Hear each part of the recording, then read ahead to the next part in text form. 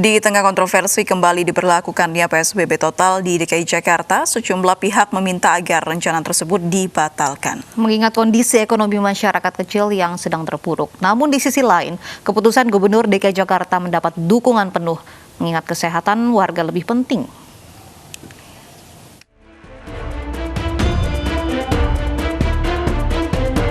Pemprov DKI dan pemerintah pusat berbeda pendapat soal penerapan pembatasan sosial berskala besar atau PSBB di Jakarta yang mulai kembali berlaku Senin mendatang. Penanganan pandemi corona lagi-lagi dibenturkan antara memprioritaskan kegiatan ekonomi atau melindungi keselamatan warga. Sejak Jakarta memberlakukan masa transisi, pemakaman menggunakan protokol kesehatan naik tak kenal ampun. Terlebih 2 pekan terakhir di mana angka penambahan harian berkali-kali mencatat rekor baru. Kondisi ini diperparah kapasitas rumah sakit yang juga diprediksi tak akan sanggup menampung pasien corona. Gubernur DKI Jakarta sudah ambil keputusan berlakukan pembatasan sosial berskala besar di ibu kota mulai Senin nanti. Namun rencana ini mendapat penolakan dari sejumlah fraksi PDI Perjuangan di DPRD DKI Jakarta. Menurut Sekretaris Fraksi PDI Perjuangan DPRD DKI Jakarta, penerapan PSBB akan berimbas pada perekonomian rakyat kecil. Hal berbeda dikemukakan Sekretaris Fraksi PAN DPRD DKI Jakarta, Oman Rakinda. Oman menyebut PSBB adalah yang paling pas untuk DKI Jakarta dibandingkan PSBM. Kalau ini diberlakukan, sama saja sebagai pukulan keras bagi masyarakat DKI Jakarta, khususnya masyarakat kecil yang selama ini juga telah mengalami keterpurukan. Apalagi selama ini kita ketahui bahwa masyarakat kecil di DKI Jakarta tidak terlalu mendapatkan signifikansi suplai solusi kebijakan oleh Pemda DKI Jakarta. Apalagi hal ini, rencana ini tidak dikomunikasikan, meminta masukan dari berbagai pihak, termasuk para pemangku kepentingan di DKI Jakarta. Kami melihat di Jakarta memang lebih butuh PSBB yang seperti versi Pak Gubernur secara keseluruhan, karena sebaran dan kepadatan penduduk di Jakarta dengan Jawa Barat berbeda. Kan ini PSBM ini muncul dalam pergubnya Jawa Barat ya, pergubnya Pak Ridwan Kamil. Jakarta itu punya beban lebih penduduk, karena pada siang hari penduduk dari Jabodetabek datang ke Jakarta untuk bekerja, jadwalnya lebih dan sangat padat, sehingga ya memang secara total harus PSBB secara total. Meski menuai pro dan kontra, namun Pemprov DKI masih terus berkoordinasi dengan semua pihak untuk kembali menerapkan PSBB total Senin mendatang. Tim Liputan iNews melaporkan. Rencana pemberlakuan kembali PSBB total di DKI Jakarta menuai pro dan kontra. Dan untuk membahasnya sudah bergabung bersama kami Ketua Fraksi PDI Perjuangan DPRD DKI Jakarta, Gembong Warsono, dan anggota Komisi B DPRD DKI Jakarta Fraksi PAN, Farazandi Fidinansyah. Assalamualaikum, selamat sore Bapak-Bapak. Waalaikumsalam warahmatullahi wabarakatuh. Selamat sore, Mbak. Waalaikumsalam. Baik. Saya ke Pak Gembong terlebih dahulu. Pak, ini Anda termasuk yang bersuara cukup keras begitu terkait dengan pemberlakuan PSBB total ini. Anda meminta dihentikan, dibatalkan. Apa pertimbangannya, Pak Gembong? Pertimbangannya adalah membangun bersinerginya antara penanganan kesehatan, konsentrasi kesehatan kita dengan ekonomi. Jadi harus membangun keseimbangan bagaimana Pemprov DKI Jakarta mampu menuntaskan persoalan COVID-19 itu bersamaan dengan bergeraknya ekonomi kerakyatan DKI Jakarta. Itulah yang melatar belakangi maka fraksi PDI Perjuangan meminta kepada Pak Anies untuk membatalkan pemberlakuan PSBB total itu. Solusi yang kita berikan apa? Ada 2 hal yang kami sampaikan kepada Pak Gubernur. Yang satu adalah sebagaimana rekomendasi dari pemerintah pusat dalam hal ini dari penanggulangan COVID-19, Pak Doni Monardo merekomendasikan untuk menerapkan PSBB yang bersifat mikro supaya penanganan kita jauh lebih fokus. Itu yang pertama. Yang kedua, membangun gerakan sosial, gerakan kebersamaan warga ibu kota untuk penerapan protokol kesehatan, karena bagaimanapun semua kebijakan ujungnya adalah penerapan protokol kesehatan secara ketat. Saya kira seperti itu, Mbak. Baik, Pak Farazandi, ini takutnya efeknya malah efek buruknya ke ekonomi begitu. Ya, halo. Ya. Ya, Pak Farazandi, kalau dilihat dari ekonomi sendiri ketika PSBB ini diberlakukan, seperti apa? Ya, saya meng-highlight pernyataan Pak Gubernur saat memberlakukan PSBB transisi awal. Waktu itu sudah dijelaskan, sudah disampaikan oleh Pak Anies dari awal bahwa beliau punya privilege untuk menarik rem darurat. Jika saat PSBB transisi dilaksanakan, nyatanya masyarakat itu belum sepenuhnya disiplin. Yang diharapkan dengan PSBB transisi adalah yang sudah dilaksanakan di PSBB awal, masyarakat sudah disiplin, kita kembali beradaptasi dengan adaptasi yang baru, tapi lini usaha sudah bisa dijalankan. Nyatanya semenjak PSBB transisi ini kita sudah membuka kantor ya, perkantoran dan lain-lain. Tapi ternyata tingkat penyebaran ini makin naik. Nah, saya merasa fraksi PAN DKI juga sudah mengingatkan ya, ini Jakarta ini sudah mulai darurat. Kemarin kami sudah keras, tempat hiburan, bioskop, dan lain-lain ini jangan dibuka dulu. Karena ini sudah, kita melihat tren penyebarannya ini sudah sangat-sangat mengkhawatirkan. Dan kami mendorong pemerintah ini melaksanakan 3T. Di saat masyarakat ini melaksanakan 3M, pemerintah daerah ini melaksanakan 3T, yaitu tracing, testing, dan treatment. Nah, menurut saya kalau 3T ini dilaksanakan dalam kondisi PSBB transisi, ini agak menyulitkan sebetulnya. Sehingga adanya dilematis di mana kita harus mengedepankan kemanusiaan sebelum ekonomi. Nah, saya merasa di negara-negara lain pun sudah memberlakukan seperti ini, Mbak. Mereka berhasil lockdown, ekonomi memang direm sementara, tapi kesehatan ini bisa diselamatkan lebih dulu. Lalu kemudian kita bisa melaksanakan recovery ekonomi secepatnya. Apakah menurut solusi saya, PSBM yang ditawarkan oleh pemerintah pusat ini tidak cukup begitu, karena dikhawatirkan PSBB total ini akan membuat ekonomi semakin berat, bahkan bisa jatuh ke dalam resesi?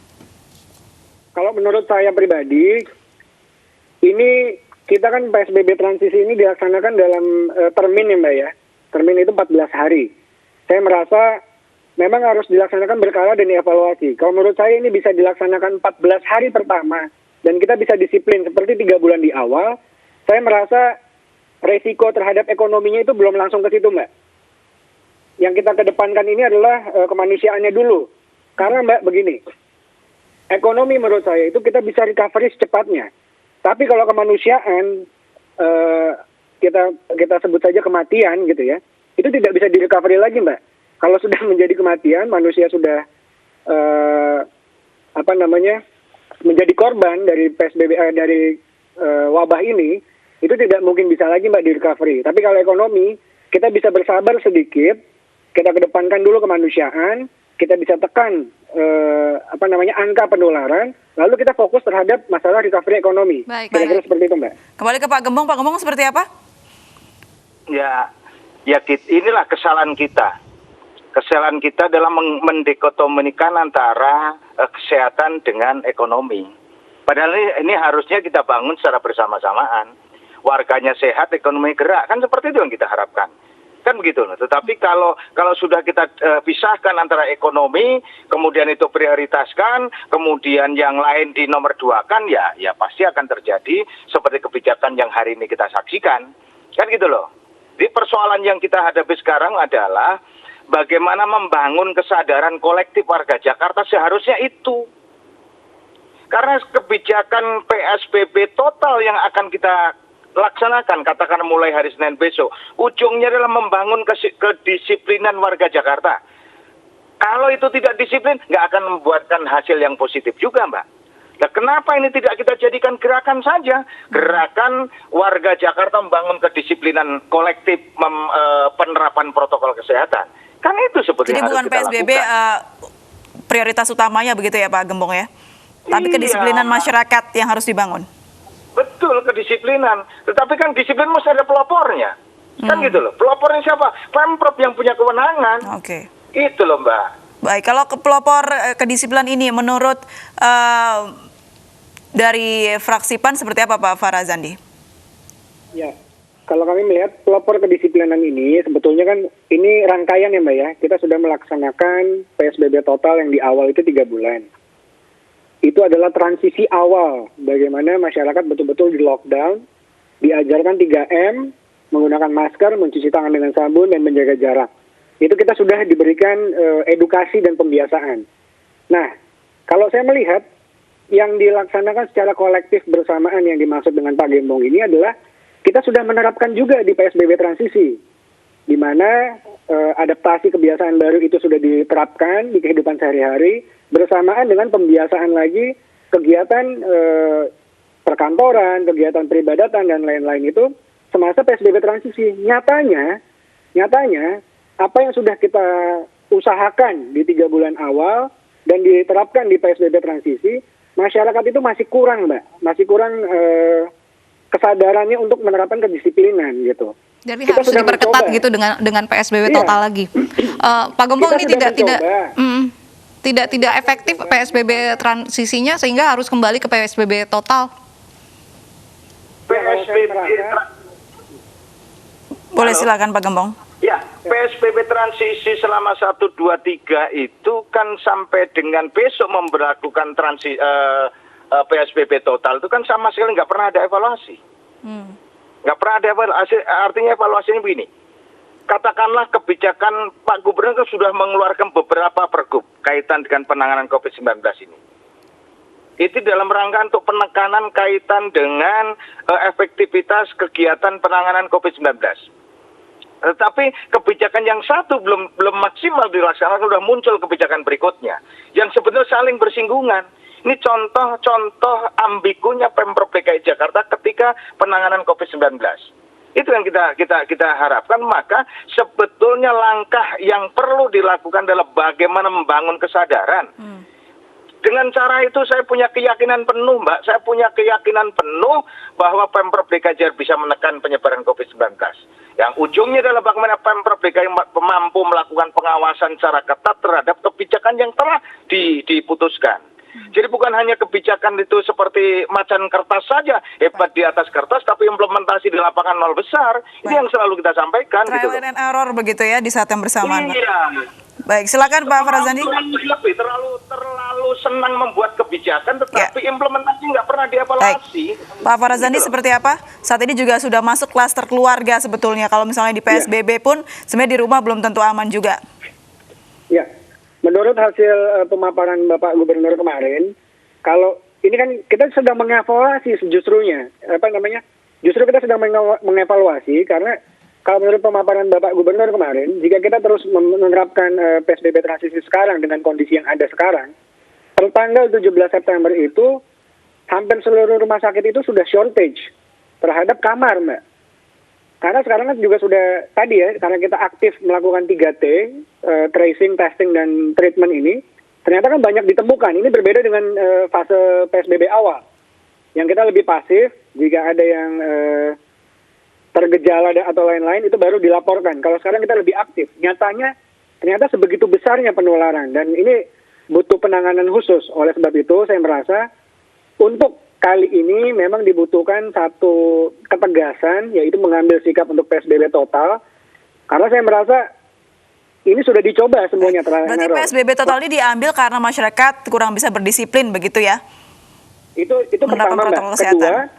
Kedua, kita juga sudah melakukan trial and error. Kita buka perkantoran, nyatanya jadi klaster baru, Mbak. Ya. Kita coba buka tempat pusat hiburan pun itu ternyata juga bisa jadi potensi, Mbak. Kita mau coba buka pusat perbelanjaan di pasar pun jadi klaster baru juga. Sekarang bahkan menjadi klaster di keluarga ya, klaster di rumah sendiri. Itu pun hasil dari implikasi klaster yang ada di perkantoran dan lain-lain. Jadi saya merasa sekarang memang harus kedepankan dulu sisi kemanusiaannya. Karena ini kalau kita teruskan ini penanganan rumah sakit pun tidak memadai untuk sekarang. Tapi saya mengapresiasi inisiatif dari Pemprov yang sudah menyiapkan karena adanya shortage di kamar rumah sakit ini, menyiapkan 5 GOR ya. 5 GOR yang nantinya ada di GOR Pademangan, GOR Ben Hill, GOR Cengkareng, GOR Tanjung Priok, dan GOR Ciracas. Baik. Untuk dijadikan isolasi terpusat nanti di sana. Dan juga Untuk daerah-daerah kasus-kasus, penyangga Jakarta juga sudah bersiap diri untuk menerima pasien dari Jakarta juga bisa begitu di Tangerang, di Bogor, Depok dan juga Bekasi. Saya ke Pak Gembong. Pak Gembong, ini kan akan diterapkan Senin besok, Pak. Apakah nanti DPRD, PDIP dan juga fraksi-fraksi yang menolak begitu akan membuat upaya seperti apa untuk membatalkan PSBB total ini? Begini, yang sebetulnya sih kalau soal usulan pembatalan itu secara resmi kami sampaikan pada Pemprov. Tetapi yang membuat kebijakan operasional itu kan Pemprov. Kami sudah menyuarakan itu dengan berbagai risiko. Risiko yang paling fatal yang perlu kami sampaikan bahwa Jakarta ini nggak bisa hidup sendirian, Mbak. Bahwa ada daerah penyangga, bolehlah katakanlah Jakarta mampu melakukan PSBB total. Tetapi bagaimana dengan warga daerah penyangga? Ini kan mesti dipikirkan. Jadi jangan kebijakan itu sepotong-sepotong karena penanganan COVID-19-nya harus kita lakukan secara bersama-sama dan serempak. Nggak bisa sepotong-potong. Jakarta membuat kebijakan begini, daerah lain membuat kebijakan lain. Dan ini kan nggak sinkron. Kenapa sebelum kebijakan itu diambil tidak dilakukan koordinasi dengan daerah penyangga misalkan? Misalkan minta pendapat DPRD misalkan, jangan hanya kroni-kroni saja yang didengarkan. Kami ini yang di luar katakan di luar pendukungnya kan perlu juga didengarkan, kan gitu loh. Mungkin bisa memberikan masukan yang objektif mungkin, kan gitu loh. Kalau tidak pun kan ya, ini suara-suara yang perlu kita sampaikan kepada Pak Gubernur sehingga kebijakan yang dikeluarkan betul kebijakan yang murni tanpa diembel-embelin faktor lain untuk penanganan COVID-19. Karena kita harapkan Pak Anies itu mampu menjadi negarawan yang mampu meletakkan segala untuk kepentingan warga Jakarta. Faktor lain maksudnya apa nih Pak Gembong? Ya faktor politis lah, kan gitu politis loh. Apa, kan gitu loh. Pak?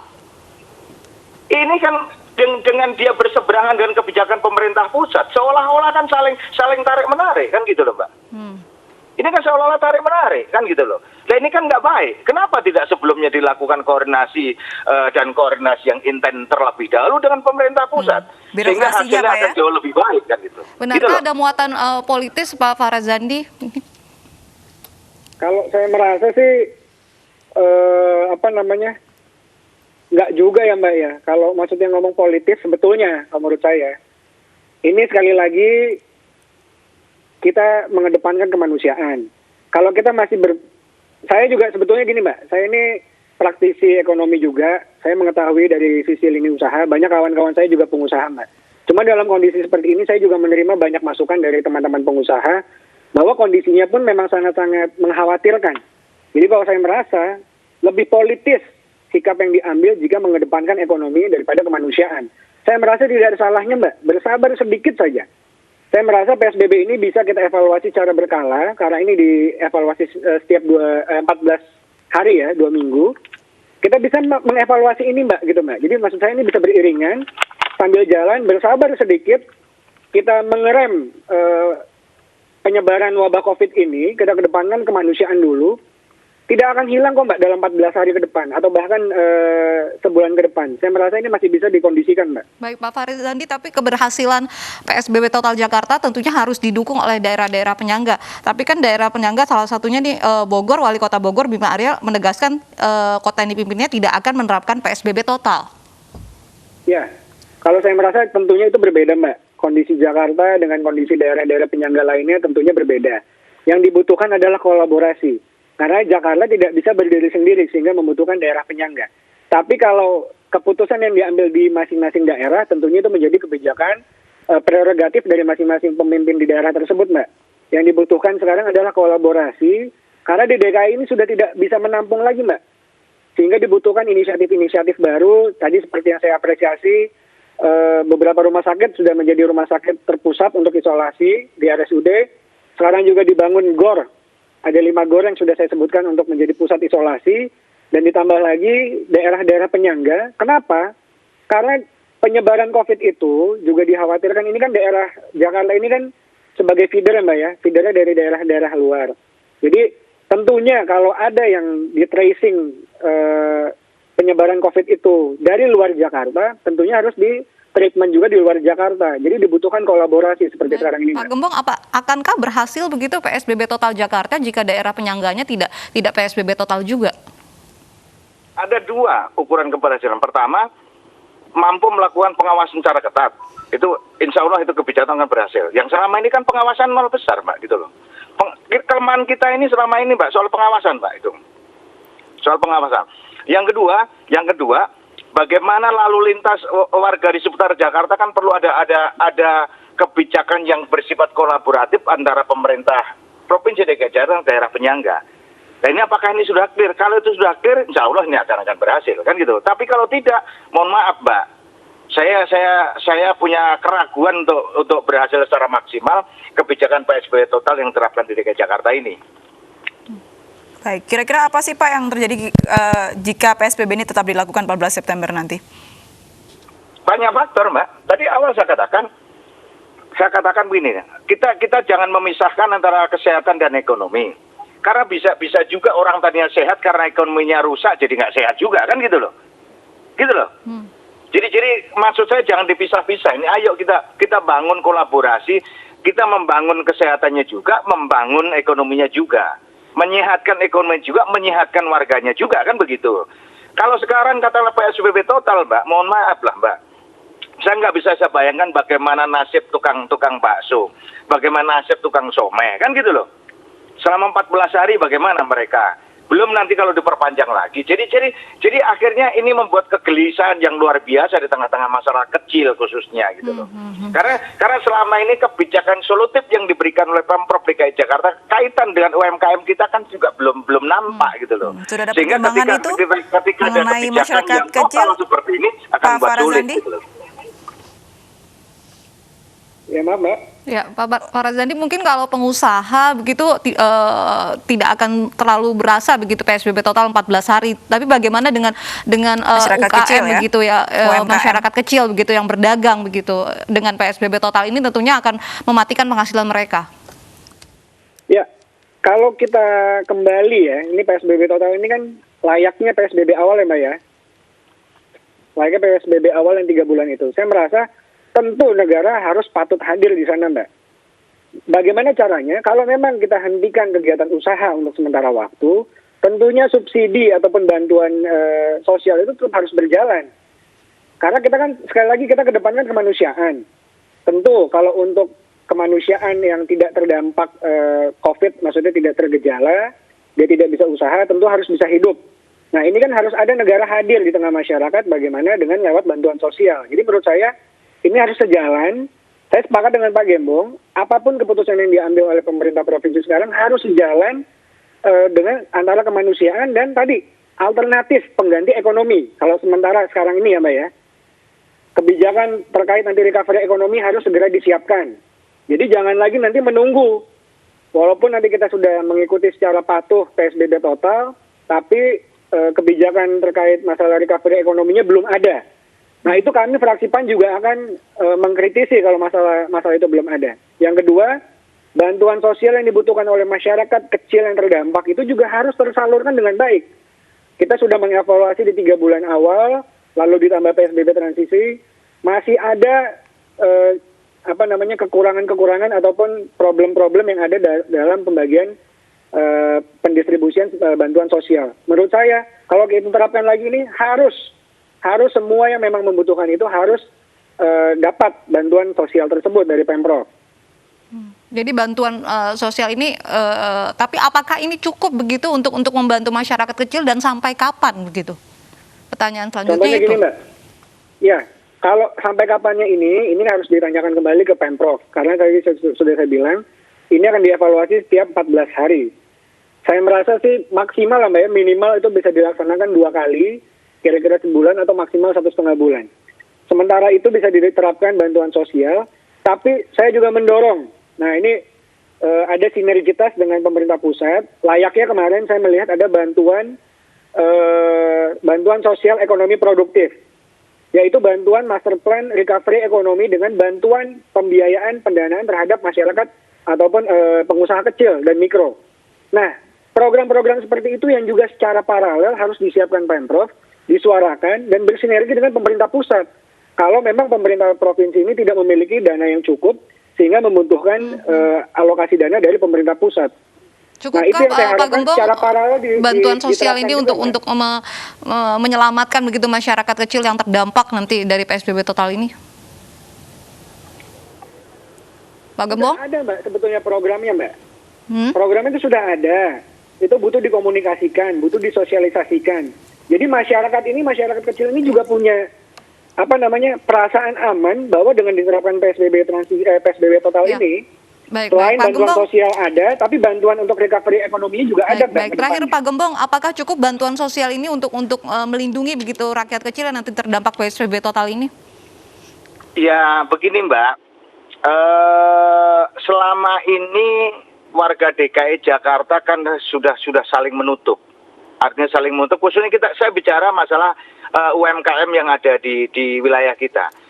Warga kita sudah saling menutup karena gerakan ekonomi mereka sudah mulai jalan dengan berbagai indikator. Kemudian yang kedua arah Pemprov DKI Jakarta kalau kita lihat kira-kira 1 minggu ke belakang atau 2 minggu ke belakang, arahnya sudah sangat ke depan dalam rangka untuk membangkitkan pergerakan ekonomi. Contoh dengan akan rencana membuka bioskop, kan gitu loh. Nah, dengan begitu yang ditangkap oleh masyarakat sudah mulai gerakan ekonomi sudah mulai terbangun. Tetapi kok tiba-tiba nggak ada angin, nggak ada hujan, tiba-tiba blek langsung stop. Ibaratnya orang bawa mobil dari gigi 4 langsung gigi 1. Kan merotolin semua, Mbak. Baik, gitu ini loh. yang harus Ini dievaluasi persoalan dan kita. menjadi PR ya bagi pemerintah Pemprov DKI Jakarta ya Pak Gembong ya. Iya, Ya kita harapkan seperti itu, Mbak. segera mendapatkan solusi yang terbaik bagi ekonomi dan juga kesehatan. Terima kasih Pak Gembong Warsono, terima kasih Pak Farazani Terima kasih. Widinansyah sudah bergabung dan Terima berbincang kasih. bersama kami. Salam sehat, selamat sore.